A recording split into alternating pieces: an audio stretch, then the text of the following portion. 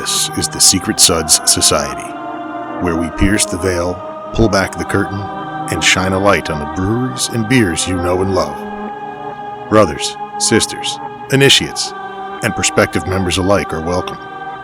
Won't you join us?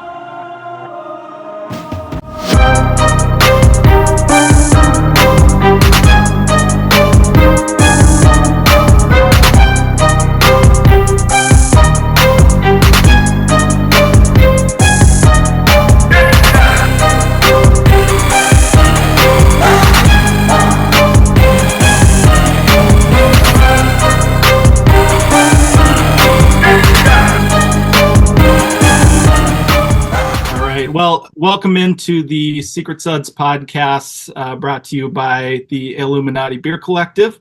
We're joined here today by Jordan and Sam from Beer Dabbler here in the Twin Cities in Minneapolis. And they're here to talk to us a little bit about one of their upcoming festivals. It's one of my favorite festivals. I think, Lucas, I won't speak for you, but I know it has a special place in your heart, the Winter Dabbler.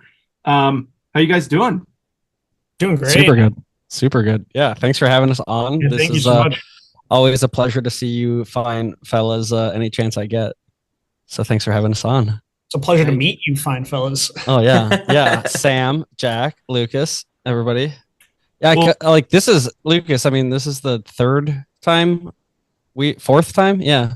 Fourth time. Yeah, okay, that makes a lot of sense. Yeah. This is my fourth upcoming Beer Dabbler Festival. I make the trip every year from Columbus for the past 4 years, and I've done more Beer Dabblers than Jack, who lives 20 minutes down the street from it. So, just saying. We see who the real fans are when it's an outside party in February. Game recognized game. Yeah. Hey, before we started recording, I know we started cracking some beers. What are we drinking? What are we sipping on? I have got from Loose Line the West Coast IPA Snowdrift. Ooh. I think that says Columbus Cryo, Mosaic, and Sultana. 6.8%. Nice. Well, Yeah. Go ahead, Lucas. I am drinking a Red Bull Zero.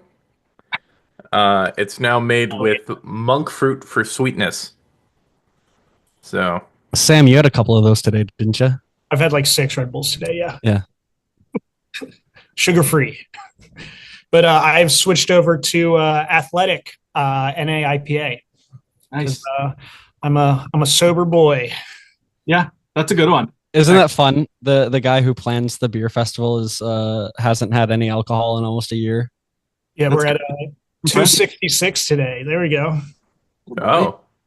Are you doing the full 365, or are you going to take a day break to I'm sober enjoy for Beer life. Dabbler?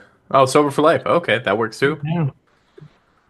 What it was working where he works. It was just too much of a good thing, right? Too much of a good thing, I've dabbled a little too hard, and You dabbled too close to the sun. I had to put the sampling glass down. It was a sad day, but a proud day. Wait, so Jack, this is your third Winter Dabbler? Okay. Yeah, I'm trying to remember first time I saw you guys. First time I saw you separately, but also first time I saw you together in cahoots, as they say. Oh yeah. I don't, Lucas. Yeah, you went to one before I even started going.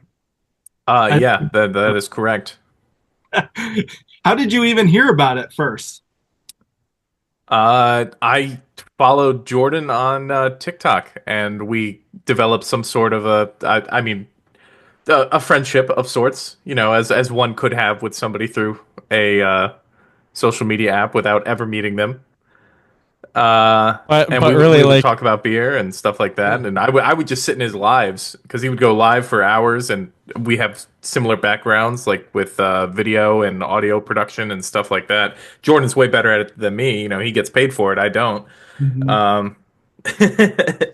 No, it was fun. I used to go live for hours because I would be editing, and it's like at a certain point, editing beer reviews it's a lot of the same cuts at the same tasting points, and so I'll just have the phone propped up, and then lo and behold, TikTok saw our cannabis products in our stores, and I was never allowed to go live ever again. The account has been banned since probably over a year and a half at this point for going live. Still active for now. For the I don't know when your listeners are getting this, but the time of recording, we still have TikTok. But be a week. Yeah. Which is ridiculous at this point, because isn't Minnesota a recreational legal state technically, but you don't have any dispensaries? Yeah, I mean, it would be awesome if Meta was based in, well, it wouldn't be awesome, but for this reason, it would be awesome if they were based in Minnesota. Then, they could make laws based on their own. But I think until it's at a federal place of legalization, the social medias are going to keep the lock on marketing. So it's essentially just, marketing or trying to get the sale of an illicit substance like, cannabis.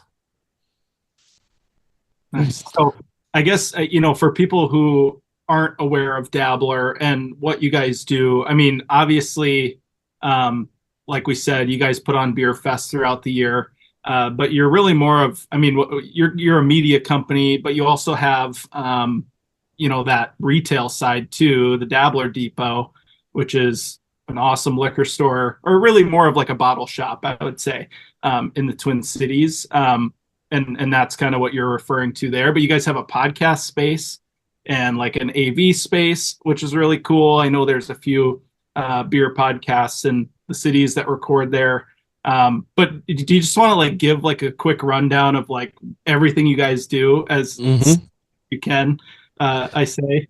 Yeah, I'll kind of give a little bit of the backstory, and then Sam can maybe pick up and talk a little bit about more today. But Beer Dabbler essentially started as a events company as well as a publishing company. We had a publication called the Growler Magazine, and it was a free publication that would get distributed to bars and restaurants and pubs all over the cities, basically just outlining Minnesota craft culture, both drink and food, and all the things that go along with that.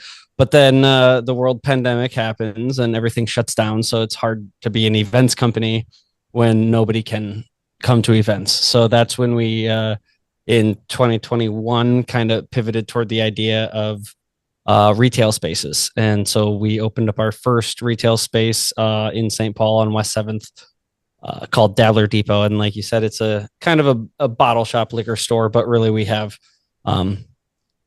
beer, all cold beer. That's one of our things, is no beer is ever warm. It gets out of the truck and goes right into a fridge. But on top of that, a massive selection of wine, massive selection of spirits, along with one of the most robust selections of cannabis infused products that Minnesota has to offer. So that's kind of our retail space. But then events, and you talked about media. Yeah, we've got a couple studio spaces where that's kind of my playground, where I make whatever content we get asked to make or make for our own purposes. And it's a small, robust team, but the beer festival's got to happen, and that's where Sam comes in. Sam has taken the reins as our event coordinator in the last year or so, and been crushing it so far. Been a good time. I'm currently, as you guys can see, in the basement of the liquor store. This is my office space and playground. Everyone on the team wears a lot of different hats and all that. So like outside of the festivals, we do 3 festivals a year now because we've added our cannabis focused festival, the Doobie Dabbler. We do our Winter Dabbler, which is our bread and butter. This is the biggest one. We've been doing it. It's 15 years now. This baby can almost drive. So, we're gearing up with that. And then we also do the Pride Dabbler, the kickoff Pride weekend here in the Twin Cities. And then small time little things. We help out with like, Christmas markets. We do fundraising events and things like that. Yeah. And obviously out of all of those, and you kind of mentioned it, the Winter Dabbler is the biggest.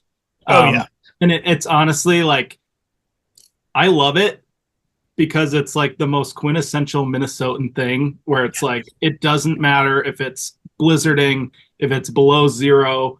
The other year it was actually pretty warm, but typically it's like freezing cold, and it's like, you're going no matter what. So, just figure it out.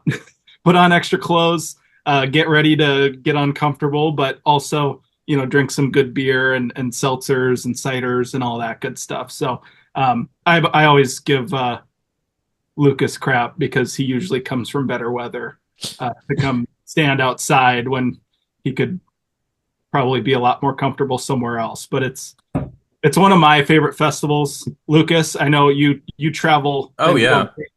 To attend. Like, I don't know why. But what about it draws you all the way from Ohio to come and attend? So in my years of living in Ohio, I've only been to one outdoor beer festival. And that was during the summer, and it wasn't even a beer festival. It was called Seltzerland, and it was a touring festival that went from city to city. And they lasted for 1 year. And they gave us complimentary tickets to go, and we recorded around there, and it was just like different mixed drinks and stuff like that. So it wasn't even a beer festival. I think there was some NA beer options, but that was about it. I think the main reason, I mean, it's just I have fun in Minnesota. It's a fun. I like to think of it as a fun little city. I come from the East Coast where we have the bigger cities. Womp womp. I don't be talking smack about the East Coast, Jordan. Yeah, you guys should know Sam's from Maryland, so he's gonna show us your clam hands, Sam. Clam hands. He calls them oyster hands, but I call them. It's literally Chesapeake Bay oysters. Fight me on that, Jordan. Nah, it's clam hands. You got clammy hands. I'm from upstate New York, but I will be cheering for the Ravens on Monday.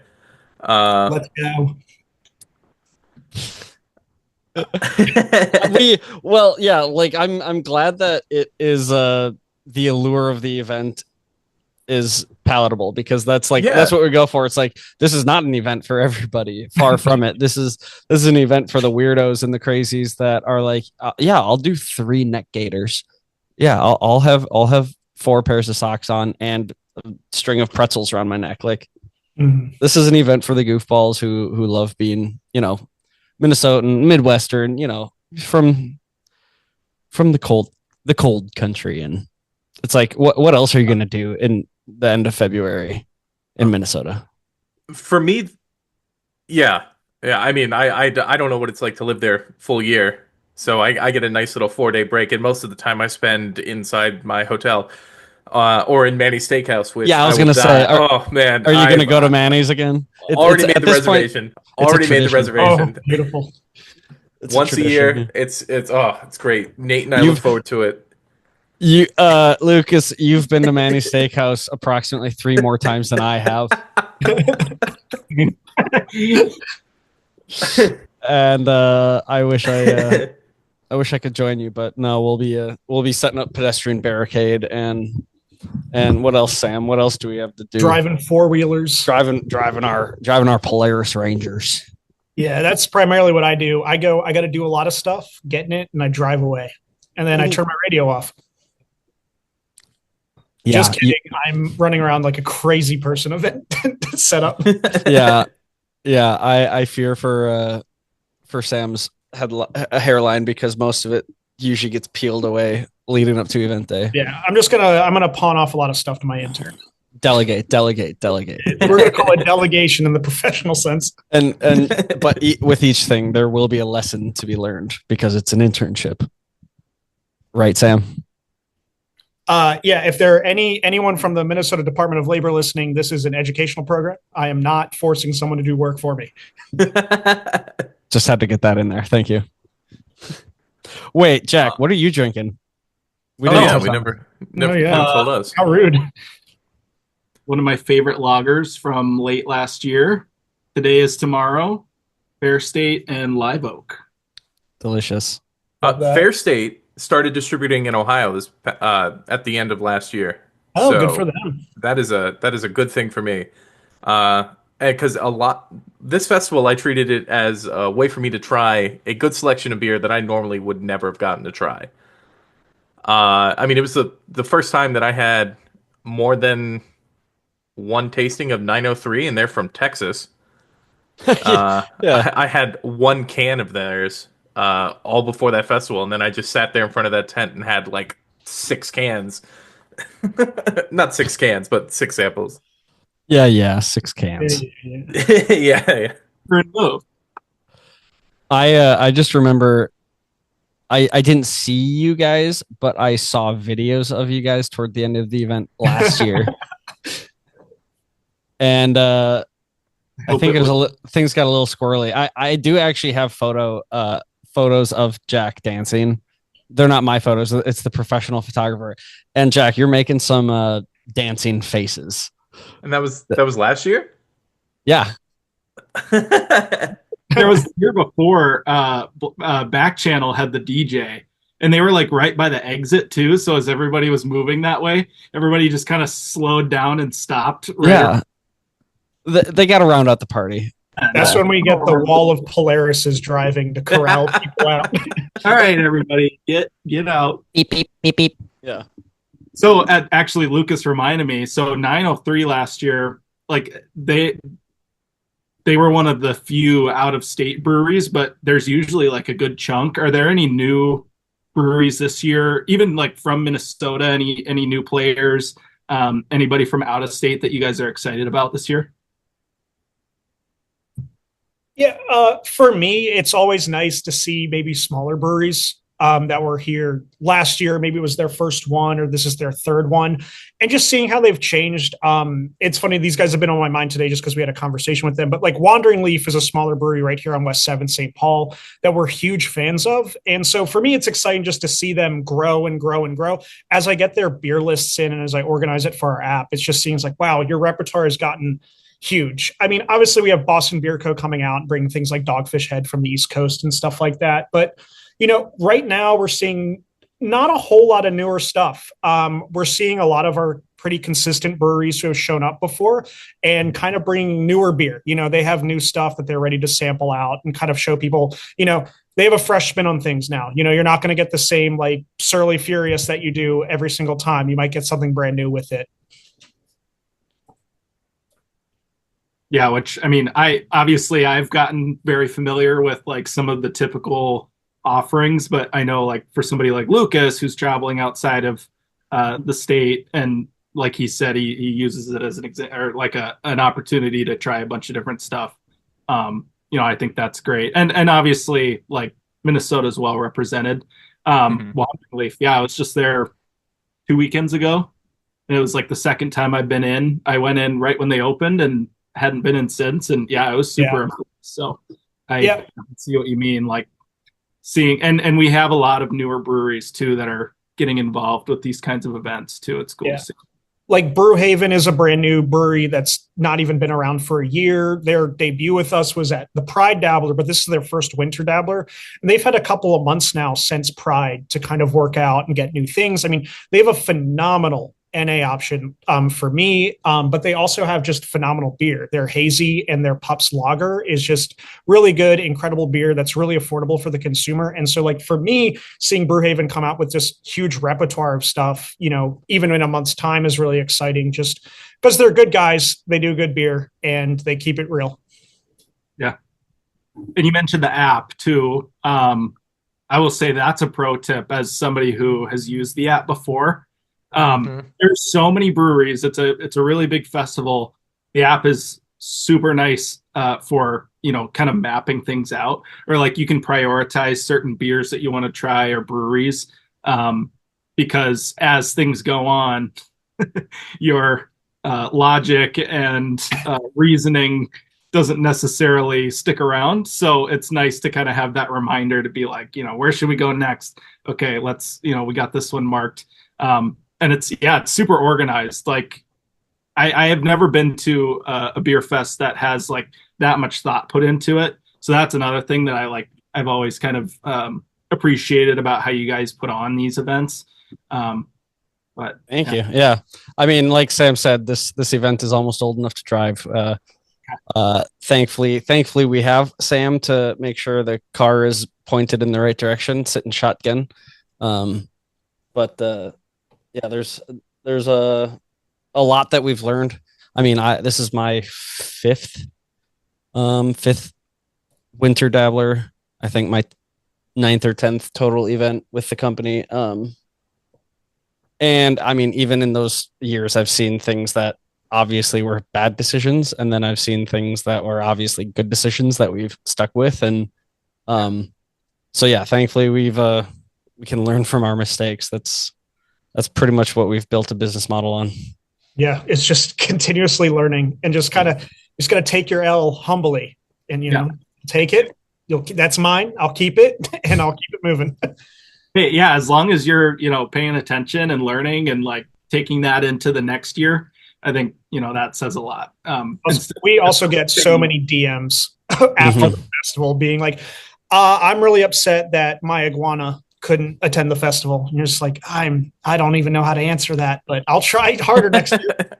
We will take that into consideration. And then if other people want to bring their iguanas, I guess maybe you can change that. Yeah, we like to make it a habit of listening to our vendor partners, our breweries, our people who, are signing up with us. But the surveys that we send out to, there is no survey that we send out to event goers, because that's just trying to hit a moving target in a dark room, and that you can't please everybody. Everybody's going to have an issue with something. So yeah, I mean, if you email info@Beer Dabbler, I'm the guy who gets all of it. Like, you're not getting like some just like person behind a desk. It's like, it's me. Like, well, it's you behind a desk. Yeah. Well, yeah. I mean, but I'm also in my car or my truck or anything like that. And it's just like, I am the one who sees all of it. There's no filter. So yeah, filter. If you have something mean to say, just remember you're saying that mean shit to this little guy. Just we can't have that. I got to protect my guy. Thanks, Jordan. You bet. Well, I was going to say 15 years. You guys are learning things, putting on the festival. For people that are attending, maybe they're still pretty new to it. Maybe this is their first year. I know there's like some hot tips. Jordan, you're usually putting some of those things out leading up to. But what would you say was like your top 2 or 3 like tips for somebody who's attending? It's going to most likely be cold, and it might even be snowy. So, what needs to happen? Yeah, I mean, apart from what I wished was more of a common sense thing, which is the weather. Like, just most Minnesotans, most Midwesterners know how to look at the weather, know how to prepare for whatever that weather report says, but it doesn't seem to be common sense. I found there are some people that show up to the 17-degree event in shorts and a coat and boots, but it's like still shorts. And I like to each their own. Overalls and no shirt last year. Yeah, that's a trend. The tough guy mentality. There's a little bit of that goes on. They always have pit vipers on for some reason. I'm going to see that, the one guy that's being tough in the cold, and everybody's going to notice it. Yep, the show off. So like, I would love for people to like take more accounting of what they're wearing. So most importantly, though, base layers and footwear.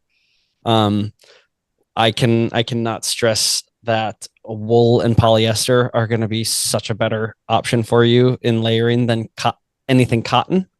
Cotton is rotten. I like to use that expression. Cotton is rotten because it seals in your cold. It lets wind. It's just, cotton is not a good thing to wear on a cold event day. But then also waterproof footwear. It might be slushy out there. You might want some, grip on ice. Like, it's just, so those are like, I'm not even counting those things as like the tips, because that's just common sense stuff.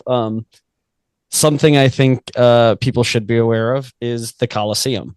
I think a lot of people like see the food trucks and then don't go past the food trucks. There's a full city block worth of food trucks, but past that is the Coliseum, and that's a place to warm up. That's a place for more vendors. That's a place to go for more entertainment. It is it's just a nice little place of respite during the event if your feet are getting a little cold. But then in addition to that, it is just the pacing pacing yourself or understanding your limits. Those like just having some water, mixing in water. We have water trucks throughout the event, water stations. You can bring in a water bottle. You can bring in empty Camelback. You can do whatever you need to do to stay hydrated. But yeah, people forget. Granted, yeah, it's a 3.5 hour festival, which seems like a short time, but like if you're averaging like 2 to 3 3-ounce pours every 10 minutes, like that's gonna catch up to you. 1 to 2 3-ounce pours every 10 ounce or 10 minutes. Especially if you know what you're doing, you're starting with the barrel aged stouts and the heavy hitters right away. 2 o'clock rolls around and you're going straight for the barrel aged stuff. And the 11 percenters wake your liver up a little bit. Right. Just the jump start. Okay. We do have. There are some fun new additions this year, not in terms of breweries, but in terms of some exciting entertainment that I think Sam can tell you more about.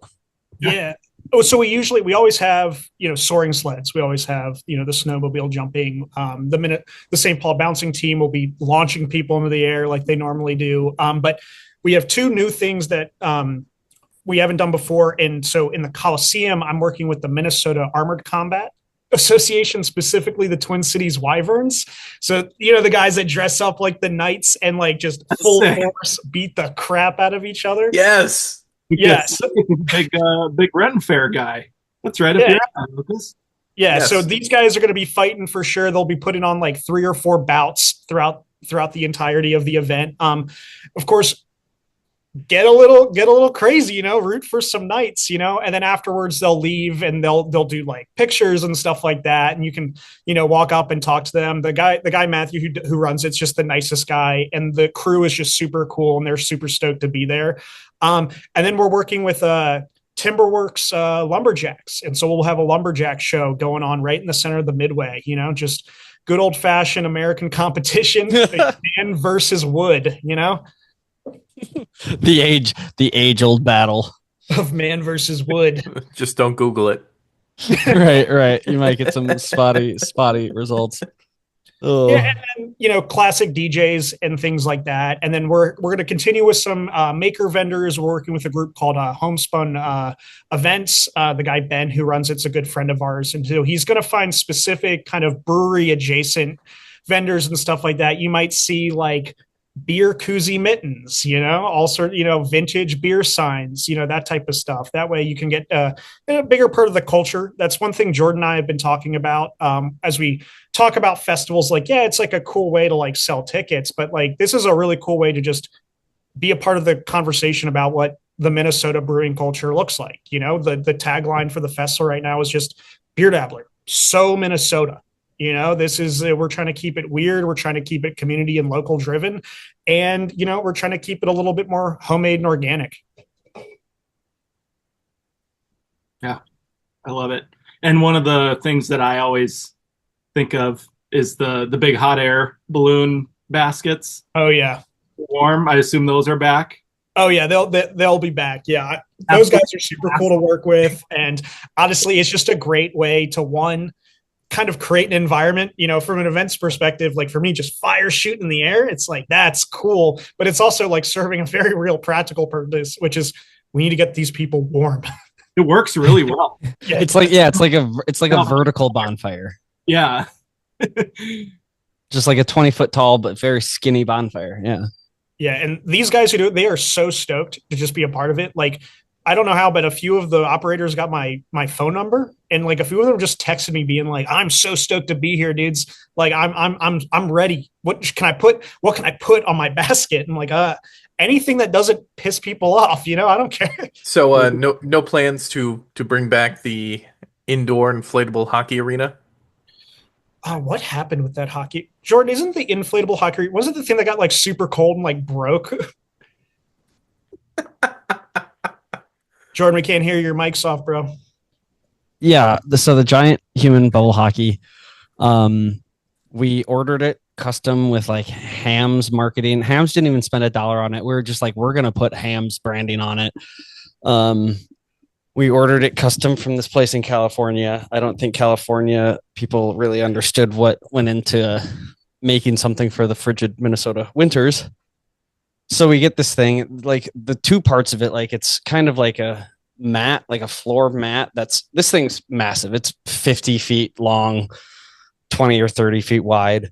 So it comes in two parts. It's like the floor and the walls, and then the dome part that like gets filled with air. The plastic that they made it out of must not have been like rated for any sub-zero temperatures, because we started blowing it up, and like the parts that were like creased in on themselves in transit like would expand and then just like crack and shatter. And so we spent a lot of money to use this thing one time, and then had to send it back to them for I don't even know. I don't even think it was like a money back situation. It was just like a study this and do better next time, I guess. Another lesson learned. Yeah, but it was fun when we had it. It was a very, very, very Minnesota activation, and it looked great from the drone too. It was really cool to just see a giant bubble in the middle of just a massive human heads. It's fun stuff. With all the hams marketing on it. yeah, which we don't expect anything from them, but at least like a retweet or a repost or something would be cool from hams. If they knew how much hams the team consumed from like the start of event setup to like probably 4 days after. Yeah, the recovery hams. No, yeah, I think just for the staff alone, we have at least 3 or 4 racks of hams for the 2 days that were the dirty 30. The dirty 30 times 3. I think we brought a keg last time. We did go through it in like a night. Yeah. And actually, I didn't drink last year's event at all. Really? Yeah, I didn't have a drop of alcohol the whole setup period or during the event. Like I was changing meds, and I didn't want to mess with. I wanted a clear data table of what the meds were going to do to me without alcohol for a few weeks before I dove back in. So the timing just worked out that I decided not to drink while in meds transition. So, but that's besides the point. Which actually, that's a good point. You guys have, I'm guessing, quite a few NA options this year. Yeah, I mean, those selections have gotten bigger and bigger, and I mean, especially better over the last 2 years. Yeah, so there is a multitude of NA options for your drivers, for your sober friends, for your pregnant friends, whatever. Yeah, Sam, I know, can talk a lot more about it. Yeah, I mean, we have our designated driver tents, and that product is reserved specifically for our designated drivers. And we like to create it that way. They just know, it's hard. Like if a designated driver doesn't download the app, if I have breweries having it all over, it becomes a bit of a wild goose chase and a bit of a disappointment for every DD. Like I know for me, if I were to walk up to tent after tent after tent, knowing there's nothing for me to drink, it would just be a disappointing experience for the entire festival. But so we localize it, and one in the center of the Midway and one around the arena in the Coliseum. And yeah, I mean, like Jordan said, I mean, the products have just gotten so much better, and especially just better in the way that like they're thinking a little bit outside the box. Usually when we think like NA, they're just like, we need to find a way to just take the alcohol out of beer. But I'm seeing a lot more products that kind of just say, well, what if we make something that is adjacent to beer, but doesn't start as beer? So, we're looking at stuff like, like hop water is a really good example of this. I love a good hop water. It's refreshing. It doesn't suffer a lot of the body issues that you see with a lot of NA beer. Like, I'm drinking Athletic, and I love Athletic. It's a great beer to just crack open if I'm trying to feel like I'm participating, but there's a noticeable body issue. But even then, there are some NA beers you're just like, damn, I can't even tell. Like Trail Pass by Sierra Nevada is like, Jordan and I crush those all the time. And for the most part, I can't tell the difference for the most part. Yeah, I think that Sierra Nevada Trail Pass, obviously I would love to buy as local as I can, but when there's an NA as good as Trail Pass, I can't pass it up. And that's what's in my fridge most. I think I've got, obviously 3 more of these, and then probably 10 cans of Trail Pass in my fridge right now. You guys have much more impressive beer fridges, more exotic options than I keep around here. It's either Two Hearted or True. That's true. Also, you have the whole store. You're That's, just yeah. So Yeah. I guess so. Sure. Yes, I'm tasting many more things than I'm actually buying. And again, yeah, the only thing I'm buying is Two Hearted, because I'm a sucker. I'm a creature of habit. But yeah, we are definitely tasting a lot more things than most people on their during their normal work day. Mhm. I like to joke that it's always a weird day when I don't drink at work, and people who I say that to are like, "Yeah, that's every day," and I'm like, "Oh, that's got to remind myself that not everybody gets to enjoy a sudsy one, whenever they want to at their desk." no tickets. I know you guys have them live on the website. Mhm. I know there's a couple in-person events where people can get tickets. Offhand where those are. Yeah, so you guys, we can get tickets at a few locations. The one that I would recommend the most, obviously, is our West 7th location, just because, come on through. When you buy hard stock tickets from us, you'll be able to you'll get a 10% deal on any product that you purchase at our store. So it's a good way to beat the fees and get a discount on like a 4-pack or something. But we also do Ale Jail and Wine Thief in St. Paul, and then Stinson Beer and Spirits in Minneapolis will also be selling hard stock tickets. They're just selling GA and designated driver tickets, though. We'll have the EA at our location.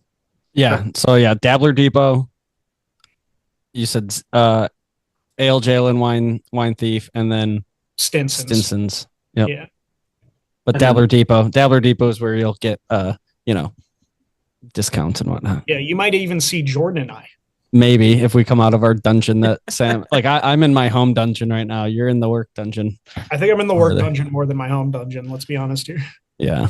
I mean, isn't life just a dungeon, Sam? I love it when you get philosophical.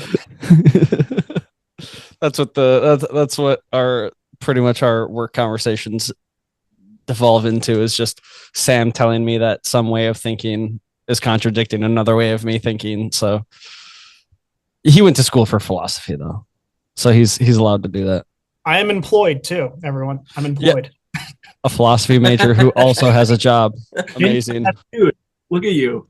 Yeah. Tell your mom and dad you can do it. It's okay. It's not a phase. You'll just have to drink a lot. I can't believe you just said that. Don't do the puns.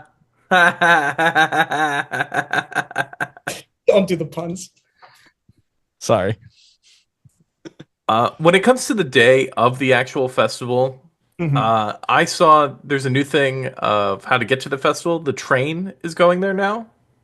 Yeah, kind of. Kind of. We're doing Minnesota. We'll do the public transit. We're working with Minnesota Public Transit just to create free passes for people, and that way these people can get to the event safely. It seemed like a no-brainer. It's good marketing for them. It's good marketing for us. Everyone on the roads is safe. So yeah, there's going to be a dedicated bus line that people can get. It's on our website. If you click on it, it'll show you the routes and things like that. If it doesn't, go ahead and email info@Beer Dabbler so yours truly can see it and fix it. But yeah, we're just trying to keep it as safe as possible, give it as many people as many options as possible. Rideshare is expensive. Like, I don't know, have you guys seen Uber prices lately? It's insane. I use Lyft. I find it's cheaper, but if I want to waive any deterrence of drunk driving at the festival. Yeah. I guess that's maybe adding a third point to Jack, your question about, pro tip, drink water, come prepared, and also plan your ride home, whether that's bringing a DT, whether that's calling your mom, whether that's taking Metro Transit, buses, trains, ride share. Like, we have a designated pickup and drop off location. The most important thing for us is to throw a good party and to make sure everybody gets home after the party. So yeah, take advantage of those options for getting home from this big festival. Yeah. We also have a number of pre-wristbanding locations, Stouts, Tipsy Steer, like these types of places. And you'll go there and you'll get your, they'll check your ticket. You won't be validated, but you'll get a wristband associated with your ticket type. And then they run shuttles. So you can park your car there and get a shuttle there. And then maybe from there you could get a ride share, or there's a bus line, and it's also a really good way to beat the lines. Yeah. I suggest anybody if you can get to one of those 3 pre-race banding parties, you can. The most headache inducing part of the event is getting through the front gate, and if you already have your wristband and your ID, having gotten checked already, like you're already way ahead of the crowd. So do that. Tipsy Steer in Roseville, Stouts in Falcon Heights, and then Gabe's. Yeah. Also, just off of Energy Park Drive in Lexington. So, yeah, we go to Stouts usually, and it's pretty slick. You can get a before, and get your wristband, and then it makes that line really quick. So I mean, and Stouts is literally across the street from the fairgrounds. So like you walk out the front door of Stouts and just walk to the front gate of the event. Yeah, it's pretty slick. Slicker than snot. Awesome. Well, I mean, do you guys have anything else you think people should know about the event or leading up to? Otherwise, we're looking forward to it. I know I am. Oh, yeah. Go ahead, Jordan. I really we just want to emphasize, this is Minnesota's party. So turn up the Minnesota, turn it up to 11, put on your Zubas over your snow pants.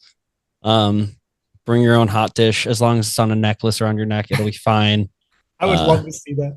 Just some deconstructed tater tot hot dish on just a piece of twine. And like 6 different plastic baggies. Yeah, you got your sauce. You got your. Oh my god! I mean, I've seen some wacky shit though. For me, I mean, it right now is a really important time for people just to support their local craft beer scene.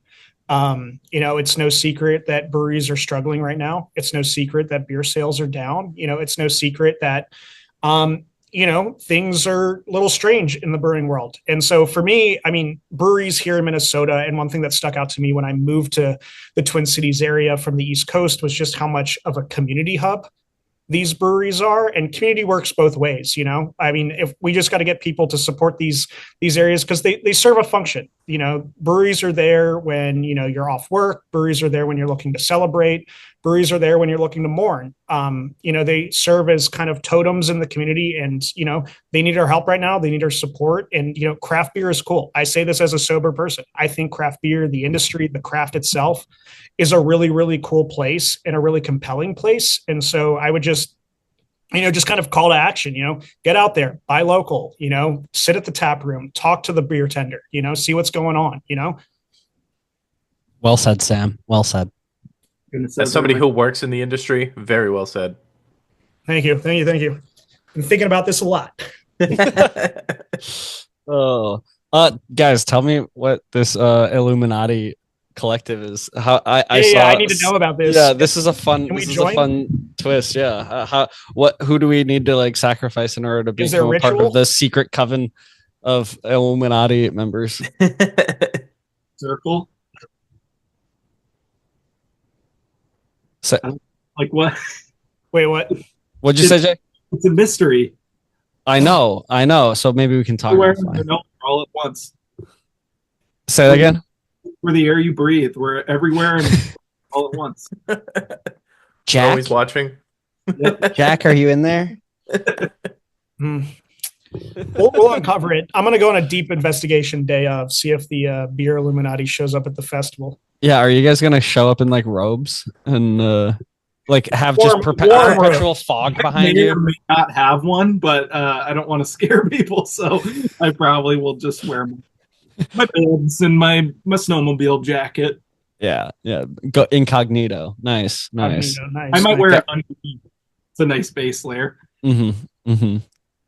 Lucas, what have you learned? You've come unprepared? You've come overprepared? What's your takeaways for the event in terms of the event itself? Yeah, in terms of layering and outerwear, and I would rather be overprepared than underprepared.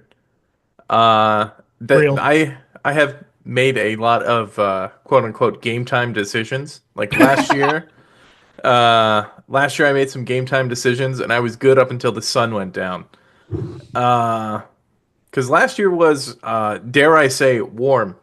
balmy. I would call it tropical. Tropical. It was like 40 degrees. It was like 45 degrees pretty much. I was talking a lot of smack. I was like, where's this Minnesota winter I was told about? I'm not enjoying myself right now, for the record. Yeah, what is it? I think I woke up, it was -7 this morning. Yeah. My first year going, the beer was freezing by the time it got passed back to me after it was poured. So it's a little bit of a different weather. We'll have people with like hair dryers just pointed at their kegerator or like their like bucket full of kegs, and yeah, no need to pay for ice for this event. That is the one good thing between Pride, or one of the many good things between Pride Dabbler and this Dabbler, is we have no ice expenses. No ice expenses. No ice expenses for this one. It was warm enough because when I was like the assistant coordinator last year, it was warm enough that like breweries were walking up to me being like, "So what's going on with the ice, man? Can we get bags of ice?" And I was like, "No, it's winter. Like I don't have any ice for you." They're like, "Dude, it's warm." Sorry. Just means your beer's not freezing. Yeah. No, yeah. We're happy to. We're so stoked for this event every year.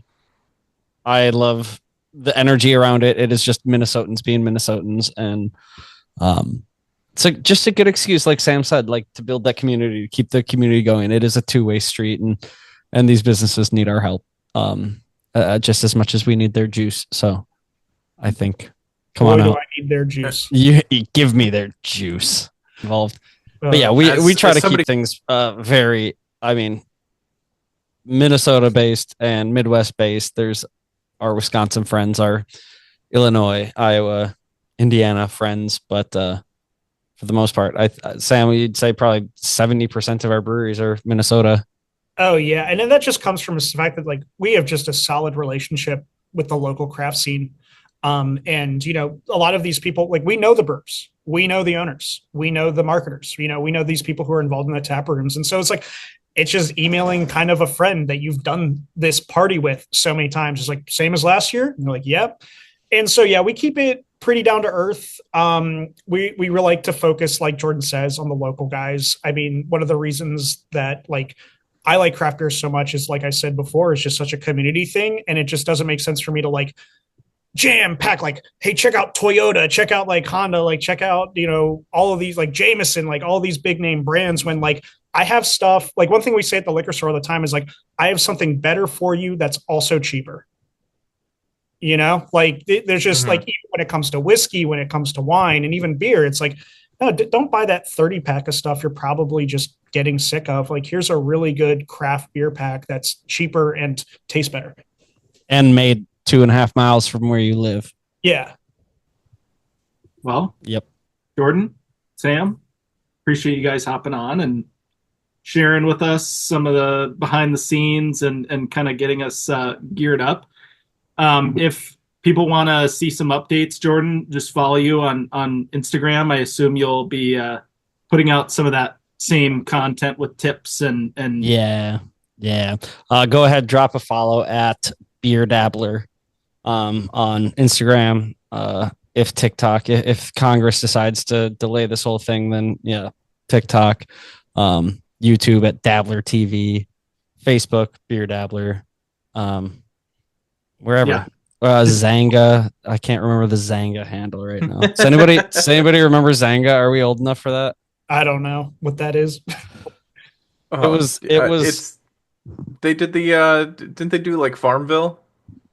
I don't know the association with Farmville, but my connection with Zanga is it was, I think, where Tom from MySpace got the idea for MySpace. It was like, to my recollection, like the first profile based like social media where you could like rank your top friends and like have a song on your profile, very similar to like the MySpace days. But Zanga, it was like XANGA. Zanga. Oh, no, they didn't do the Farmville one. All right, deep internet cut. You're dating yourself. Yeah, hey, me and the Friendster. Numa guy. Friendster. Okay. Yeah.